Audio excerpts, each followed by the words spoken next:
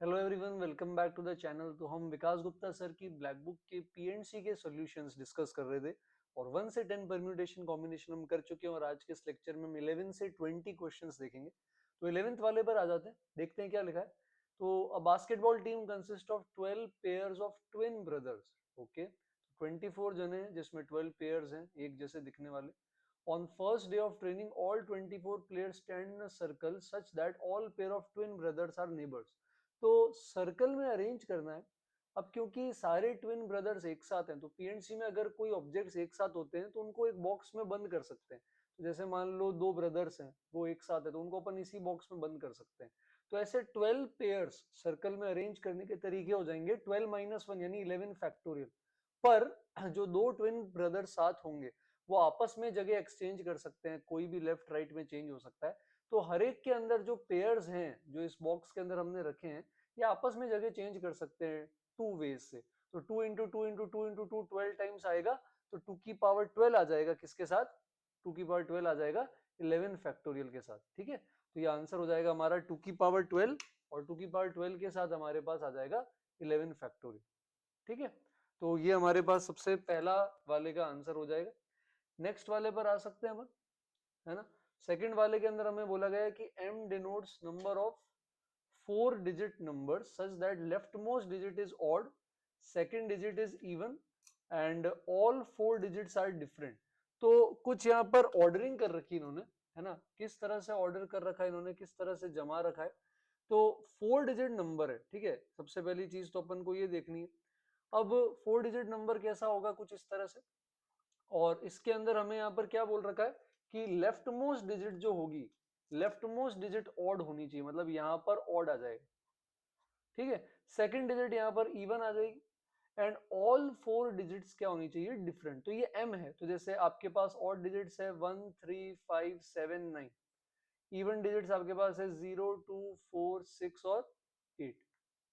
ठीक है, तो फर्स्ट में ऑड रख दें। ऑड 5 तरीके हैं, पांचों में से कोई भी आ जाएगा। फिर इवन है तो इवन में भी 5 तरीके, इन 5 में से कोई भी आ जाएगा, तो एक एक डिजिट कम हो गई मान लो। तो अब रिमेनिंग जो 2 है हमारे पास, वहां ऑड या इवन ऐसा कुछ बोला नहीं है इन्होंने। तो रिमेनिंग 2 प्लेसेस के लिए हमारे पास 8 ऑप्शंस हैं, तो यहाँ 8 ऑप्शंस हो जाएंगे या 7 ऑप्शंस हो जाएंगे। तो m की वैल्यू हमारे पास आ जाएगी 5 इंटू 5 इंटू 8 इंटू 7, ऐसा। n में क्या बोल रहा है, 4 digit number such that left most digit is even, तो यहां पर इवन होगा। सेकंड डिजिट ऑड है और फिर वही चारों डिजिट डिफरेंट है। तो अब यहां पर क्या 5 इंटू 5 नहीं होगा, क्योंकि इवन में एक डिजिट 0 भी है तो स्टार्टिंग में 0 नहीं आ सकता। तो यहाँ 4 इंटू 5 होगा। 2 4 6 8 ऑप्शन है इवन के लिए और 1 3 5 7 9 ऑड के लिए। तो 4 इंटू 5 होगा, फिर एक एक डिजिट कम हो जाएगी, तो आपके पास 8 डिजिट्स बचेगी रिमेनिंग 2 में। फिर यहाँ वापस 8 इंटू 7 आ जाएगा। ठीक है, तो m में 5 इंटू 5 इंटू 8 इंटू 7 है, जबकि जो n है हमारा, n के अंदर हमारे पास 4 इंटू 4 इंटू 8 इंटू 7 है। तो अगर डिवाइड कर देंगे दोनों को तो k की वैल्यू हमारे पास आ जाएगी 5/4 के बराबर। 13 वाले के अंदर अपन को कुछ केसेस बनाने पड़ेंगे।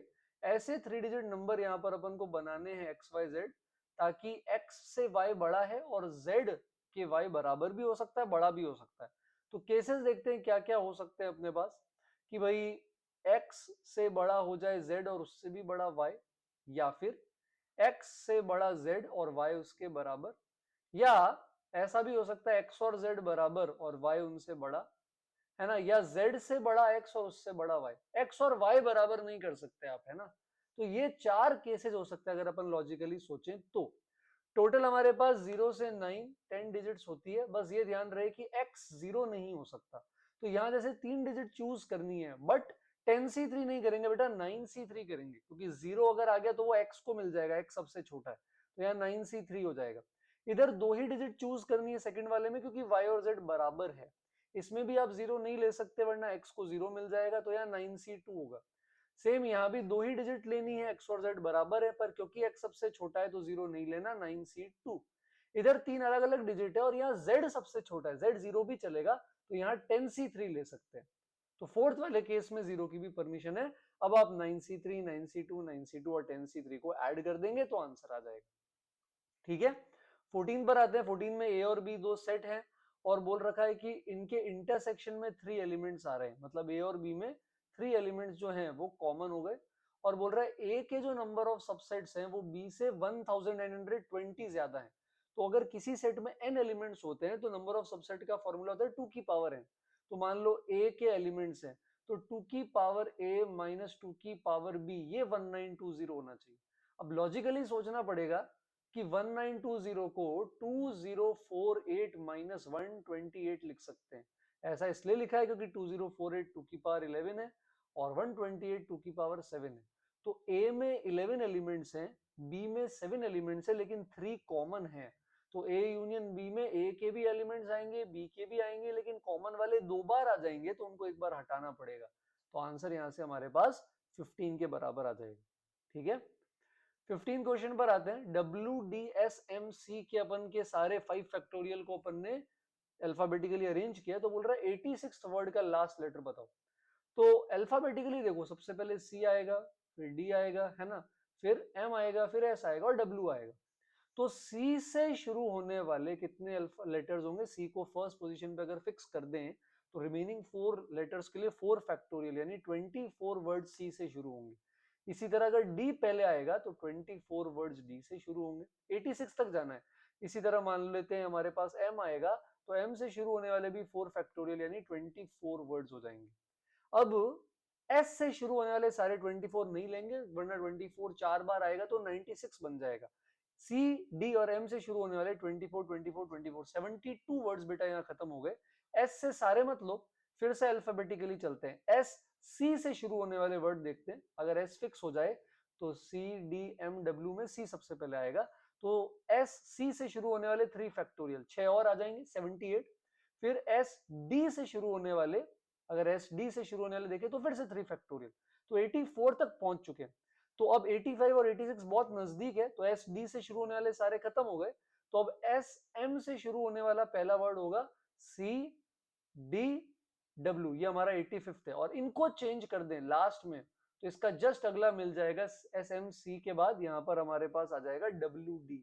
तो S M C W D हमारा 86 हो जाएगा और इसका जो लास्ट लेटर आएगा ये डी आ जाएगा। ठीक है, तो रैंक जैसा ही हो गया। 16 पे आते हैं, बोल रहा है नंबर ऑफ परम्यूटेशन। परम्यूटेशन मतलब अरेंजमेंट्स, और अरेंजमेंट चाहिए 4 आइडेंटिकल ए के, 3 आइडेंटिकल बी के और एक C K, in which A's appear together in block of 4 letters, या फिर बी अपीयर टुगेदर, या तो ए साथ आए या बी साथ आए। तो अगर ए साथ आएगा तो ए के सारे लेटर्स को अपन क्या कर सकते हैं, ब्लॉक बना के अरेंज कर सकते हैं एक ही डब्बे में। अरेंज की जरूरत भी नहीं है, सब एक जैसे। तो अब 5 ऑब्जेक्ट्स हो जाएंगे, 8 नहीं रहेंगे। तो सारे ए जब साथ आ रहे हैं तो ये हो जाएगा 5 फैक्टोरियल, जिसमें बी अलाइक है। ए को इंटरनल अरेंज करने की जरूरत नहीं है। सारे बी जब एक साथ आएंगे तो बी को अपन एक बॉक्स में रख देंगे, तो 4 ए और सी बाहर बचेंगे। तो इसके टोटल तरीके ऐड कर देते हैं, दोनों चलेंगे हमें। तो 6 फैक्टोरियल बाय 4 फैक्टोरियल, क्योंकि चारों ए आइडेंटिकल है। लेकिन कुछ ऐसे वर्ड्स 2 बार आ जाएंगे, कैसे कि भाई चारों के चारों ए भी डब्बे में है, बॉक्स में है, एक साथ है, और चारों तीनों बी भी एक साथ है। ये फर्स्ट केस में भी आ गया, सेकंड में भी आ गया। तो ये 3 फैक्टोरियल केसेस हम सब्ट्रैक्ट कर लेंगे, क्योंकि 2 बार आ गए, लेने हैं 2 बार नहीं लेने ना। तो ये हो जाएगा हमारा 60 प्लस 30 और माइनस के अंदर क्या आ जाएगा हमारे पास 6। तो नंबर ऑफ परम्यूटेशंस पूछ रहा है हमसे, सॉरी 60 बोल दिया, तो ये 20 था। 20 प्लस 30 और माइनस में 6, तो हमारे पास आ जाएगा 44। नेक्स्ट में नंबर ऑफ जीरोस पूछ रहा है। तो अब किसी के भी एंड में जीरो कब आता है, जब वो 10 से डिविजिबल होता है। तो किसी के एंड में 2 जीरो हैं अगर मान लो, तो वो 10 स्क्वायर से डिविजिबल है। किसी के एंड में 3 जीरो है तो 10 क्यूब से डिविजिबल है। तो हमें देखना है कि ये n की पावर n+1 की प्रोडक्ट सीरीज जो 5 से 30 तक जा रही है, यानी 5 की पावर 6, 6 की पावर 7, 7 की पावर 8, है ना, 8 की पावर 9। तो इसमें 5 के मल्टीपल और 2 के मल्टीपल देखने, 5 और 2 मिला के 10 बनाते हैं। तो 5 की पावर 6 में से 5 आएगा बाहर, 10 की पावर 11 में से आएगा, 15 की पावर 16 में से आएगा, 20 की पावर 21 में से आएगा, 25 की पावर 26 में से आएगा, एंड फाइनली 30 की पावर 31 में से आएगा। तो इसमें 5 6 बार आएगा। 2 5 10 होता है, इसमें 5 11 बार है। 3 5 15 है, इसमें भी 5 16 बार है। इसमें भी 5 आएगा 21 टाइम्स। 25 5 स्क्वायर होता है बेटा, है ना, तो इसमें 26 नहीं 52 टाइम्स 5 आएगा, और लास्ट में वापस 30 होता है 5 इंटू 6, तो 31 टाइम्स। तो इनको अगर अपन यहाँ पर ऐड कर दें 6 11, है ना, 16 21 52 31, तो 137 आ जाता है, तो 5 की पावर 137 बनती है। ऐसे ही आप 2 भी बना सकते हो, 2 4 6 8, वो बहुत सारे होंगे, तो 2 कुछ इनफैक्ट एक्स्ट्रा ही बचेंगे, जितने 5 होंगे उतनी बार ही 10 बन पाएगा, जो 2 होंगे वो इनफैक्ट हमारे पास यहाँ पर एक्स्ट्रा ही बचेंगे। तो 5 की पावर 137, 2 आप खुद से बना के भी देखना, तो 10 की पावर यहाँ पर हमारे पास 137 आ जाएगा। 18 पीएनसी का नहीं है, लॉजिकल सवाल है बेसिकली। तो बोल रहा है x square minus y square 3370 के कितने पॉजिटिव इंटीजर पेयर हो सकते हैं। तो अब इसको करना कैसे है, देखो x square minus y square का और राइट हैंड साइड का अपन को फैक्टराइजेशन करना बेटा, है ना। तो एक्स प्लस वाई हो जाएगा, एक्स माइनस वाई हो जाएगा, 3370 को अपन लिख सकते हैं 337 इंटू 2 इंटू 5। 337 का आगे कोई फैक्टराइजेशन पता नहीं होगा या नहीं। राइट साइड में एक चीज आप गौर करो, राइट साइड के फैक्टराइजेशन में 2 सिर्फ एक बार आ रहा है, तो right side is 2 into lambda, where lambda is odd, मतलब राइट साइड में 2 प्राइम फैक्टराइजेशन में एक ही बार आएगा। पर आप ये चीज देखो कि यहाँ x plus y into x minus y, इसके मल्टीप्लीकेशन में 2 की पावर 1 नहीं आएगी। क्यों नहीं आएगी 2 की पावर 1, है ना। देखो मान लो x प्लस वाई है a और x माइनस वाई है b, ठीक है बेटा। तो अब अगर अपन इनको ऐड करें तो 2x आ जाएगा a प्लस बी, और सब्ट्रैक्ट करोगे तो 2y a माइनस बी आ जाएगा। तो 2x भी इवन है, 2y भी इवन है, मतलब a प्लस बी भी इवन है, a माइनस बी भी इवन है। तो दो चीजों का सम या डिफरेंस इवन तभी होता है जब या तो दोनों इवन हो या दोनों ऑड हो। मतलब x plus y x minus y या तो दोनों इवन होंगे या दोनों ऑड होंगे। तो बेटा अगर दोनों इवन होंगे तो लेफ्ट साइड में एक 2x प्लस वाई में से भी आएगा बाहर, एक x माइनस वाई में से भी आएगा, तो मिनिमम 2 इंटू 2 तो होगा, और राइट हैंड साइड में तो एक ही 2 है, गड़बड़ होगी। और अगर x plus y x minus y दोनों ऑड है तो लेफ्ट साइड में एक भी 2 नहीं आएगा, जबकि राइट हैंड साइड में एक 2 तो है। तो ऐसा कोई पॉजिटिव इंटीग्रल वाला केस हमें मिलेगा ही नहीं।